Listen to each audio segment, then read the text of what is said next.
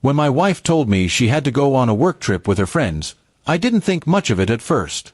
She made it sound like a professional gathering, something harmless. But the way she got defensive whenever I asked questions raised doubts in my mind. She avoided eye contact, packed her best clothes, and seemed more excited than stressed about this so-called work trip.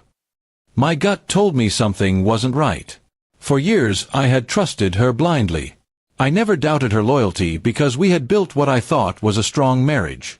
But over the last few months, she had been distant, glued to her phone, always smiling at messages I never got to see. When she mentioned this trip, my instincts screamed at me to dig deeper.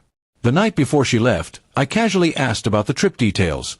Who was going, what the agenda was, where they'd be staying.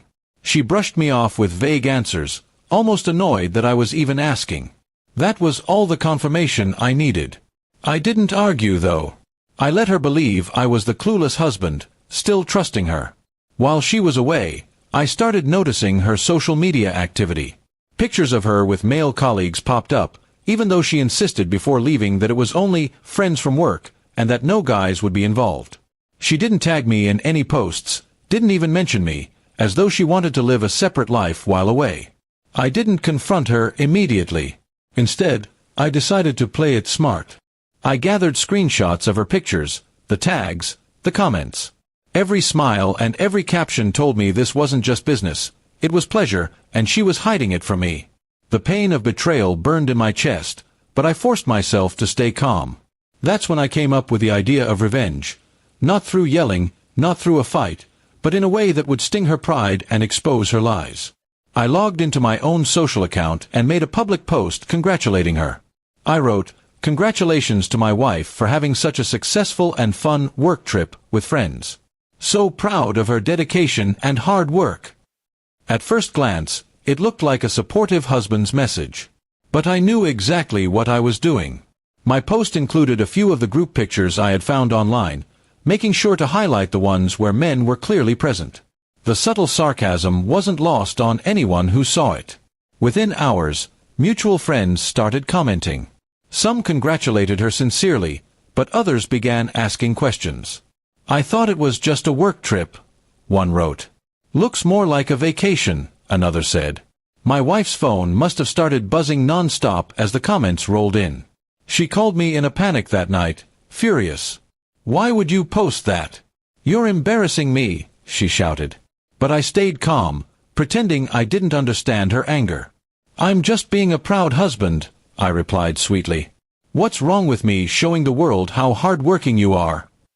Her silence told me everything. She couldn't admit the truth, not without exposing herself completely. She begged me to take the post down, but by then the damage was already done. Our friends and family had seen it, and whispers had begun. Her carefully crafted image of being a loyal wife was cracking. When she returned home, she tried to act normal, but I was done playing the fool. I confronted her with the screenshots and asked her directly if this was really about work or something else. Her excuses tumbled over each other, none of them making sense. Finally, she broke down and admitted there was more to the trip than she had told me.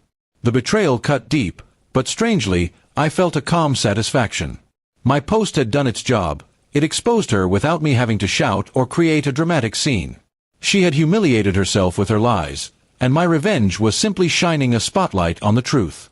Over time, people stopped asking questions, but the respect she once had from friends and family was gone. Even at work, whispers followed her. She knew she had ruined her own reputation, and all I had done was congratulate her. As for me, I decided to move forward without her. I filed for separation, knowing I could never rebuild trust after this. She wanted to play games behind my back, but I had played smarter. Revenge didn't come in anger, it came in exposing her through her own actions. And the best part? I didn't need to lie, exaggerate, or humiliate her directly. She did all of that on her own. All I gave her was a gentle push in the form of a public congratulations. That single post was enough to turn her secret trip into a public downfall she could never escape.